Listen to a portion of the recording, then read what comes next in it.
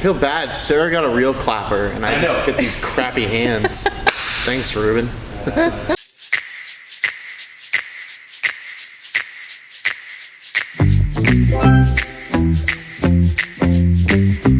Welcome to Hot Seat. Today we have the amazing Diggity Dan. What's up, people? Otherwise known as I Am Soundchip. At I Am Soundchip. At I Am Soundchip. Doesn't work without the at. We've seen you preach.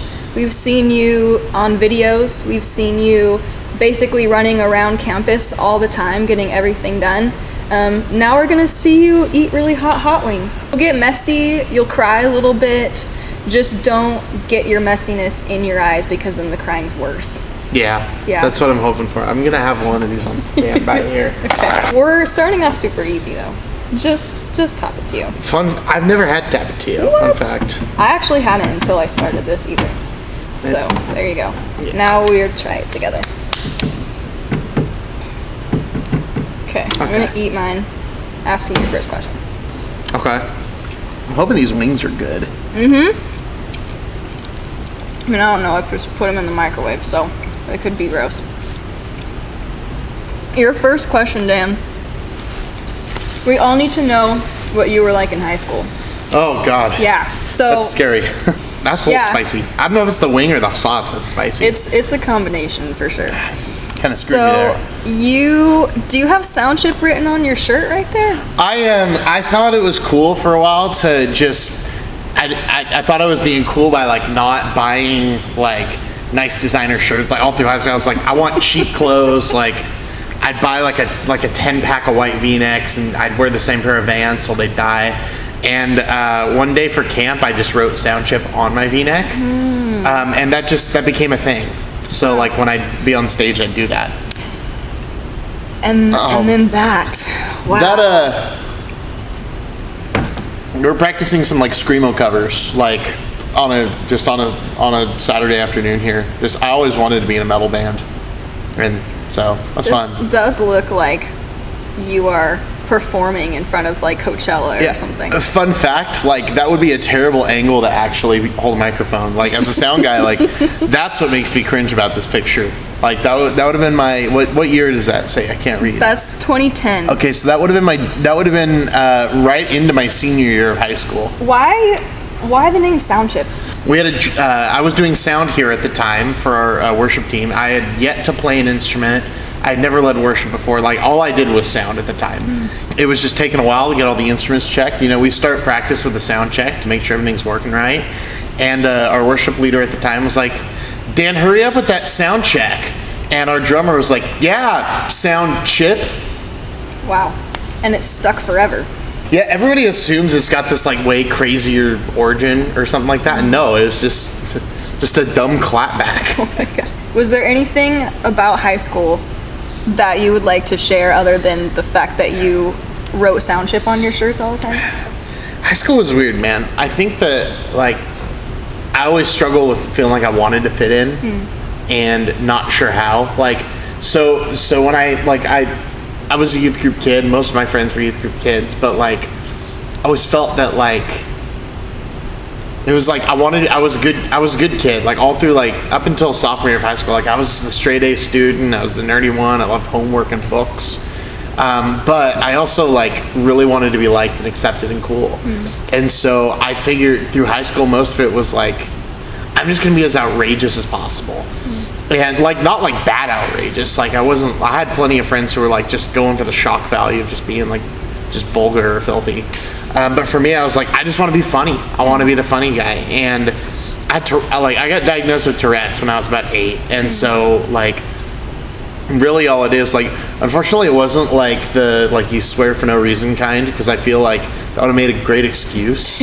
Instead, like it's the less exciting one where I twitch a lot. And like, you know, now at 26 I've like destroyed my shoulder from years of it. Like all my muscles, it's not that great, but like I just tried to for me I was like it added to the mystique of sound. I felt like Soundchip was like this character that I was playing of like this larger than life like funny twitchy Tourette's guy, but kind of inside I was just like this shy awkward kid who wanted to be accepted.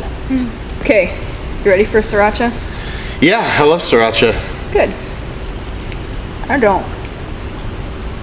Okay, so your question for this one is, now that we've known you as, like, in high school a little bit, what has been the dating life of Dan been? Now that over quarantine you gotten married, congratulations, Thank you. You have a Mrs. Aiello. I know, right? Can you tell us just, like, from dating in high school to getting married, like, what that was like and what advice you have for students? Well, I didn't date much in high school. Like, I kind of always wanted to, but again, like, awkward kid, Yeah. you know? And I feel like that was the part where, like, the big, like, large sound chip persona wasn't going to find somebody. Like, I was like, if I'm going to date somebody, it's got to be, like, just I got to be myself. But myself was, like, really dorky and weird. I remember telling God, like, okay, I'm going to be satisfied with, like, just me and you. Like, God, I'm not gonna search for validation in this. Like, God, I'm gonna trust your timing in this and actually trust it. And I'm not gonna, like, worry about this anymore. I'm just gonna be content with where you have me. And a week later, I met Mary. Wow. Like, it really was like, hey, the moment you let go of this, like, this is when God's gonna truly fulfill it. So, like, my advice in high school, is don't date, but, like, and, like, is my relationship with Christ enough to fulfill me, or am I searching for this to fulfill me? Because the moment you try to, especially young, the moment you try to grab a relationship for fulfillment, like, it's gonna fall apart. Like, I think we've all seen that, and, like, Yep. we've all probably done it at time to time, you know? Oh yeah. So that's my advice for anyone wanting to date, is be content with who God's made you to be first. Yeah. Dang, that's a word, Dan. Okay, you ready for secret aardvark sauce? Why does this, like, feel illegal? Like, I didn't know, like, aardvark's like an animal you're allowed to eat. This is like from the black web from. Let me see. Butts off Silk Road or something. Okay, I gotta just see this real quick. Okay. Not your usual dump on everything. The secret aardvark compels you. It really does, though. The secret aardvark compels you. Okay. My favorite part is that it says it's the flavor that kicks you in the mouth. We're gonna see how this goes. Okay. Did you get a good amount on there? I got a pretty good amount here. Cool. So, your next question is that you gotta do a speed Ooh. testimony round. So you're gonna The tell kick, us, I feel it. Hang on, like my tongue hates this one. it gets worse. So you gotta tell us in like a minute or less your testimony, your story of you and God. When I grew up, I grew up in a family not of believers. My parents divorced when I was 6. Grew up in a family that both sides of my family, everybody struggled with drugs and alcohol. My mom's the one that's been clean the longest, but parents split. My mom got in a new relationship, and my stepdad ended up being pretty addicted to heroin at the time. And one day just decided, hey, we're all going to go to church. He gets saved.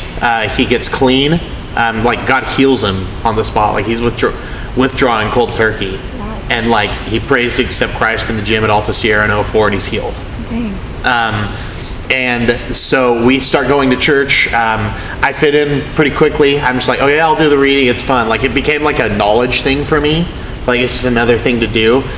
2010, I want to say. Like, I got baptized in 6th grade, but it didn't really mean much to me. In 2010, I was playing keys at a camp, and listening to the pastor really explain Jesus and explain what it means to serve him and what it means to, like, place him as Lord. And while, like, playing keys beneath the pastor at this camp, I gave my life to Jesus. Oh my gosh. On the worship team. Wow. So yeah, and yeah, since then, ups and downs. I've served in and out of the church, battled with addiction myself, and just a lot of brokenness in my life, and God kind of pulled me full circle from that, and here I am now.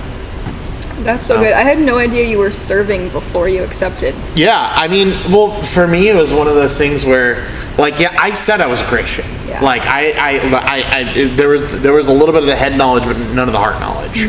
Like I was like, sure, like this stuff makes sense, but it wasn't really like, okay, you are my Lord. Like I'm handing this to you. This is the one that kicks it up.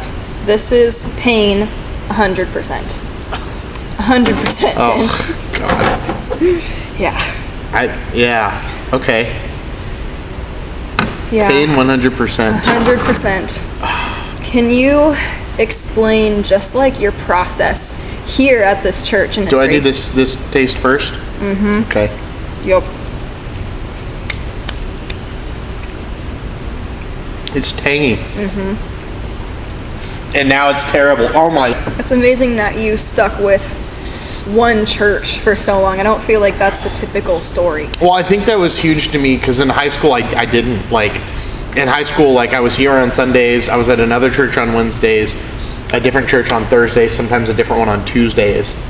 Wow. It was just wherever my friends were, and really it was at that point it was wherever I wanted to serve. I was like, I just wanted to do stuff. It was to occupy my time. It's a lot of serving. Yeah.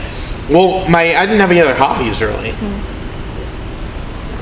And my John, my high school pastor at the time, told me like, hey, like you're not going to grow unless you're planted. Like you will never grow roots if you're not planted somewhere. And like I really came to realize, and he even told me, it was like, if it's not Clovis Hills, that's fine. It could be wherever you want it to be. He's like, but like you got to find somewhere to plant yourself if you want to grow. And like for me, like that's been the biggest thing. Like this is a family, like this is a community, and like just like any family, like you're gonna fight with them, like you're gonna disagree with them. Like there's days where I'm like, I don't want to go to my small group because everybody sucks and I'm like annoyed at all of them. But like I've really come to understand, like just because like people upset you, and like just because like it's not comfortable all the time, like it's still a family. Like you don't really get to walk out of it. Like, and I think we miss that a lot because we're so consumeristic in our culture of like, well, if I disagree with too many people at my church, or my friends hurt my feelings or something like that, like I'm gonna go find another one. I'm like, that's kind of not how it works. Like God calls you to family. Okay, we are ready to do the last one, which is the bomb, which feels like a bomb going down. It's aptly named. Okay. Here goes nothing. 1 or 2. So to explain, I worked at Baskin Robbins Togo's sandwich shop, and at the end of the day, it was a bone. At the end of the day, they'd throw away all the extra bread, and so that was expired. Like after 2 days, you can't sell it. So I had like 12, 15 loaves of bread, like the long sandwich loaves, the 3-foot loaves. I just showed up at a friend's door with them, and they said, "You want some bread?" That's what the holy. Mother. Oh my God. Oh. You okay, Dan? Oh, it went down my esophagus. God. Oh. Lord, Savior in heaven almighty. You finished your second cup of milk. Yeah, I finished the question too, so. Wait. How many times did you do it? Because it's literally... It happened twice. Oh, okay. Yeah. So you're just carrying a bunch of bread around people's houses. Okay, Dan, you did it. You get to tell us at the end now what is coming up with youth ministry that you're involved in. And this camera. Okay. So we have Monday night creative team Bible studies if you're interested in worship, tech, running cameras, making videos, all those things. 6 to 8 p.m. It's a blast, a lot of fun. I'll probably be preaching, 4, 5, 6 weeks later. But yeah, come be a part of my creative team, man. We want to have some fun. Oh my God. Oh. Good job, Dan. You did it. My tongue is on fire. Yeah, mine too. It hurts really bad. But hey, you got through the wings. You told us what you're doing. Spit in a trash can.